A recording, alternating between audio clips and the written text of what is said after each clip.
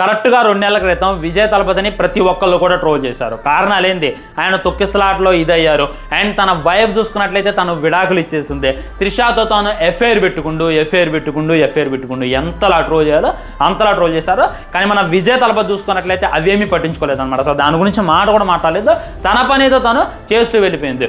ఎవరి నోటితో అయితే ఎఫ్ఐఆర్ అన్నారు, ఇప్పుడు అది ఎలివేషన్గా మారిపోయింది అనమాట.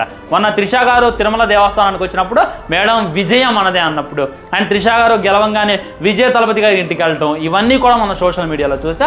సో ఇక్కడ నీతి ఏంటంటే, నీ గెలుపు ముందు నువ్వు చేసినటువంటి తప్పులు, నీకు ఎఫ్ఐఆర్లో నువ్వు ఎంత బొకడ పనులు చేసినా అవన్నీ కూడా చిన్నగా అయిపోతాయి అనేటటువంటిది గుర్తుంచుకునేటటువంటి ప్రయత్నం చేయాలి.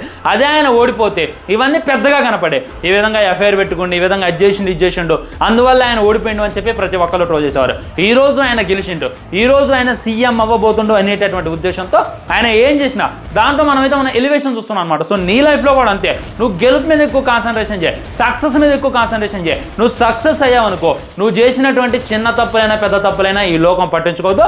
అదే నువ్వు సక్సెస్ కాలేదు అనుకో, నువ్వు చేసినటువంటి చిన్న తప్పులు వీళ్ళకి చాలా పెద్దగా కనపడతాయి అనేటటువంటిది గుర్తుంచుకునేటటువంటి ప్రయత్నం చేయి. ఇదేది మన హార్దిక్ పాండ్యా కూడా వర్తిస్తుంది అనమాట.